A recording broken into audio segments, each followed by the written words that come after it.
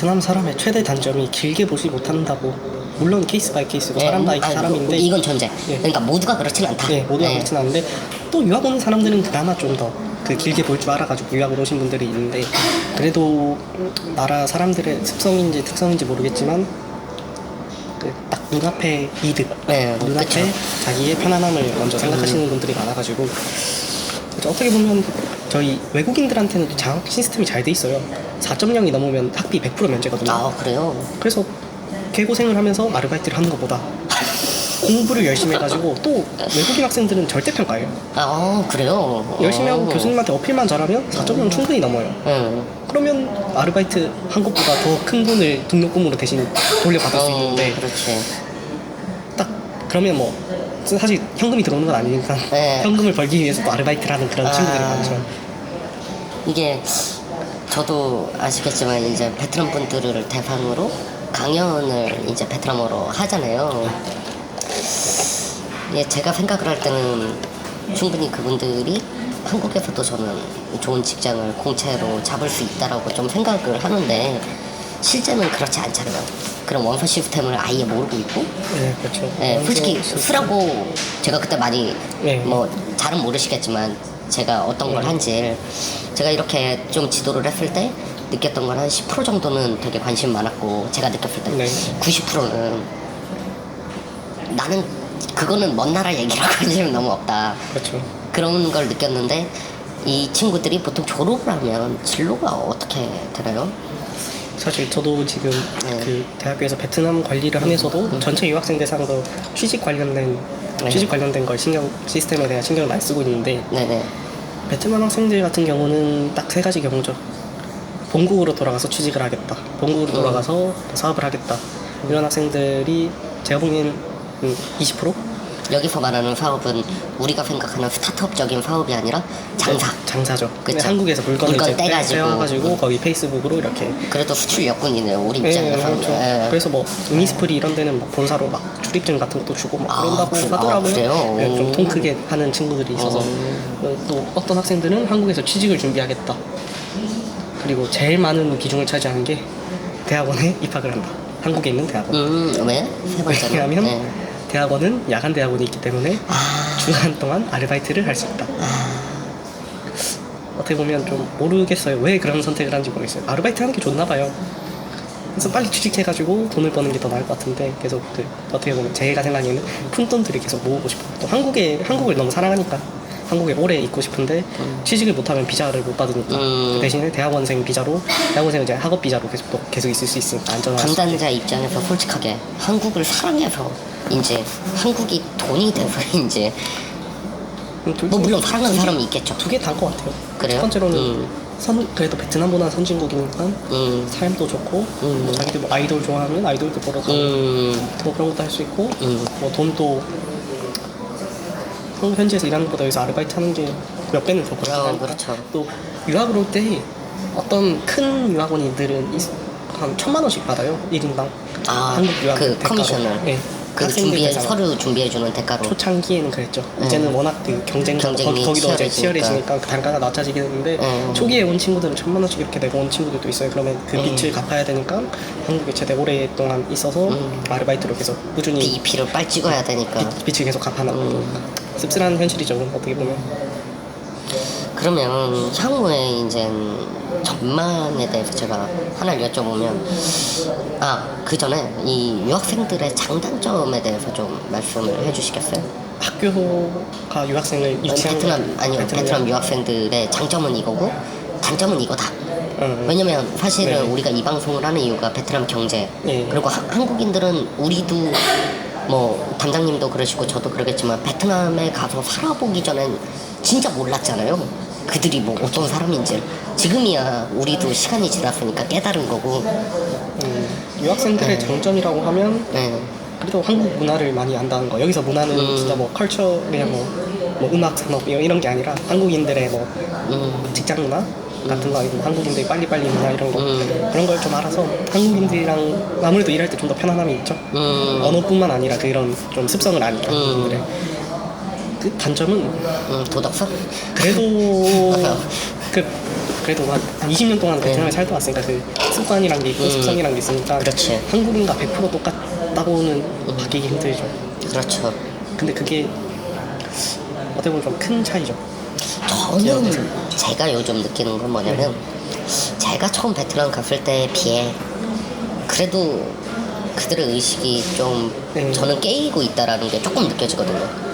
베트남은 갈 때마다 놀라는 것 같아요. 그쵸. 그런 사람들도 바뀌고 표면적으로도 많이 바뀌고 있어요. 그쵸. 차들도 엄청 많이 늘어나고 그쵸. 도로도 점점 넓어지고 인프라가 점점 좋아지고. 그러니까 그런 부분도 있지만 저는 조금 깜짝 놀란 게 제가 처음 갔던 4년 전인가요? 그때는 진짜 막 그런 거 있잖아요.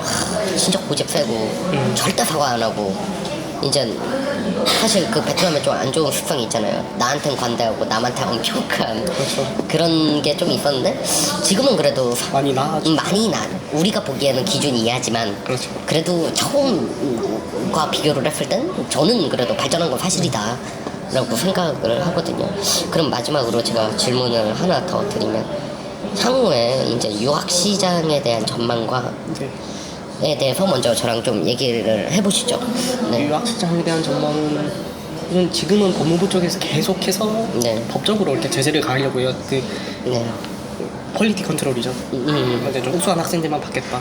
그래서 여기 전당포에 돈 맡겨놓고 일하러 오는 애들이 아니라 네, 근데 그게 사실 그것도 도덕성의 문제인데 몇몇 유학원들이 처음에 그게 큰 문제가 됐던 이유 중에 하나가 위조를 해가지고 그거를 끼워 넣었어요. 우수한 학생 10명에 불법 이탈을 할 처음부터 걔네는 베트남부터 불법을 이탈을 할 목적으로 한국에 들어온 애들을 한 명을 끼워 놓으면 그걸 검토하기가 쉽지 않은 거예요. 대사관이나 이제 학교나. 그렇죠. 그쪽도 인력이 네, 한계가 한정이 있으니까. 있죠. 지금 뭐 비자 센터를 가보면 뭐 엄청 뭐요? 엄청 붐벼가지고 업무가 제대로 되지 않는다. 그치, 그분들도 사람인데. 사람이니까 인력이 많이 부족하고 출입국 사무소도 마찬가지고. 그래서 퀄리티 컨트롤을 하려고 이제 뭐 한국어 급수, 한국어 시험 급수가 무조건 있어야 되고 재정 증명을 좀 더 한국에 있는 베트남에 있는 한국은행에서 뭐 돈을 좀 더 하고 몇 개월 이상 그렇게 그 잔고를 가지고 있게 하려고 그렇게 많이 법안을 강화시키려고 해서 숫자는 줄 것 같아요. 숫자는 주는데 아무래도 베트남 내 한국 기업이랑 한국에 대한 나라에 대한 이미지가 워낙 좋다 보니까 유학에 대한 수요는 계속 있을 것 같습니다. 하지만 베트남 사람들이 원한다고 그렇게 막을 수 있는 시스템은 이제 아닐 것 같아요. 저도 수요는 엄청 많을 것 같아요. 왜냐면 사실 아시겠지만 저는 그 비즈니스를 안 뛰어들고 있어요. 네. 제가 강점이 없다고 생각을 하기 때문에. 근데 제안은 아시다시피 제가 엄청 받고 솔직하게 뭐 제가 또 한번 뛰어들면은 뭐 그쪽 뭐 사고 어쨌든 왜 웃으세요? 근데 이거 편집하지 마. 근데 제가 편집하지 말라 할 거예요. 편집하는 친구한테. 근데 제가 생각을 할 때는 저는 그럴 것 같아요. 이게 워낙 한국 기업의 경제에 대한 이런 비중이 높다 보니까 베트남이 이제 어떻게 보면은 이제 조금씩 하지 않으면 안 되는. 전 그게 되게 깜짝 놀랐거든요. 제가 저희 방송 다른 방송에도 잠깐 말씀드렸는데 이렇게 안 하면 이상한 분위기가 조금이라도 우리 영어처럼 조금이라도 스피킹 할 줄 알아야 되고 우리도 베트남에서 가끔 식당 가보면 가위죠 그러면 진짜 가위 갖다 주고 그러잖아요. 중국집 이런 데에서 기본적인 단어를. 그래서 저도 아무리 지금 가격은 떨어지되 그 친구들의 급여 수준이나 이런 거 확 떨어질 거란 말이에요. 사실 제가 생각할 때는 좋은 시절은 가서 그 친구들 제가 생각할 때 그렇지만 제가 생각할 때 많은 유학생들이 그래도 상대적인 메리트가 있기 때문에 올 거라고 좀 생각을 하고 있거든요. 그러면 이 교직원으로서 교직원이란 직업은 앞으로 어떨 것 같나요? 그럼 교직원이란 직업은 앞으로 사실 제가 뭐 교직원으로서 오래 일한 것도 아니고 뭐 한 부서에만 있어서 주간 다른 교직원들은 모르겠는데 좋은 제가 직장이잖아요. 좋은 진짜. 직장인데 엄청 좋은 직장이죠. 워라벨의 끝판왕. 네.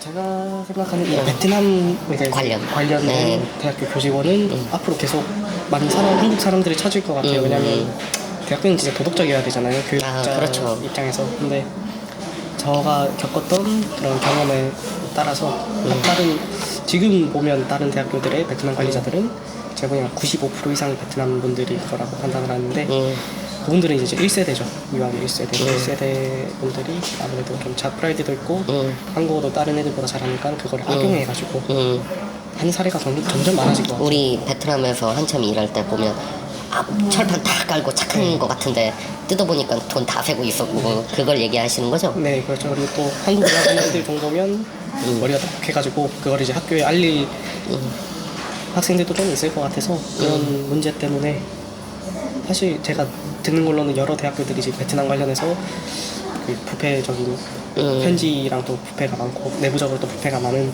사례가 많다고 들었거든요. 그런 것 때문에 점점 한국인 그걸 컨트롤할 수 있는 한국인 베트남어가 가능한 한국인을 찾지 않을까. 경제도 좀 어느 정도 알고 시장도 알고 당연한 거죠. 당연한 거죠. 네. 오늘 너무 시간 내주셔서 감사하고요. 커피까지 사주셔서 더 감사하고요. 또 이런 건 얻어먹어야 되는 거 아니에요? 그러게 얻어먹어야 되는데 알겠습니다. 하여튼 그렇게 하시죠. 너무 감사합니다. 오늘 시간 내주셔서. 네 감사합니다.